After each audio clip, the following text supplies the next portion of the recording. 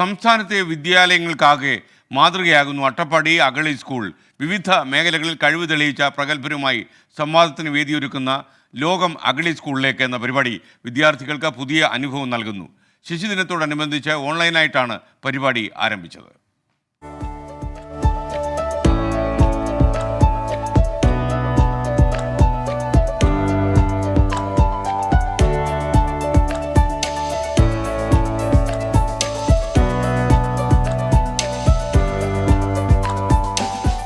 കേരളത്തിനകത്തും പുറത്തുമുള്ള കലാ, കായിക, സാഹിത്യ, സാംസ്കാരിക, രാഷ്ട്രീയ മേഖലകളിൽ കഴിവ് തെളിയിച്ച വിദഗ്ധർ അഗളി സ്കൂളിലെ കുട്ടികളുമായി നേരിട്ട് സംവദിക്കുന്നതാണ് പരിപാടി.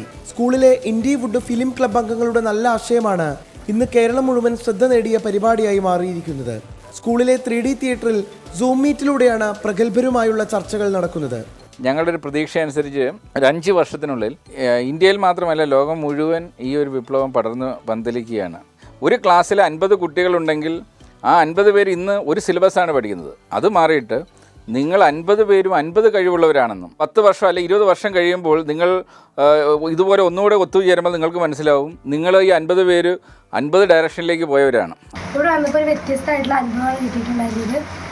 നല്ല രസമുള്ള ക്ലാസ്സുകളായിരുന്നു. നമുക്ക് കുറേ അനുഭവങ്ങളുണ്ട്. നല്ല നല്ല ലെസൺസ് പഠിപ്പിച്ചു തരാൻ വേണ്ടി കുറേ ആൾക്കാരുണ്ടായിരുന്നു.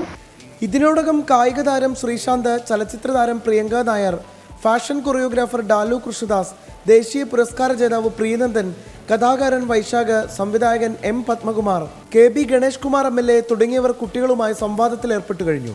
ഓരോ വൈകുന്നേരങ്ങളിലും തിയേറ്ററിലെത്തുന്ന അതിഥികളുടെ അനുഭവങ്ങളും പ്രചോദനങ്ങളും ഉൾക്കൊണ്ട് പുത്തൻ ഊർജ്ജവുമായാണ് കുട്ടികളും അധ്യാപകരും ഇപ്പോൾ വീടുകളിലേക്ക് മടങ്ങുന്നത്.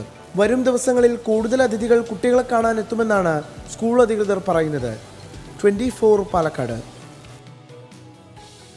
ഈ ഒരു നല്ല പരിപാടിക്ക് പിന്നിൽ ഡോക്ടർ സോഹൻ റോയിയുടെ കാര്യങ്ങളുണ്ടെന്ന് മനസ്സിലാക്കുന്നു. എന്തായാലും നന്നായി, നല്ല ഉദ്യമമാണ്.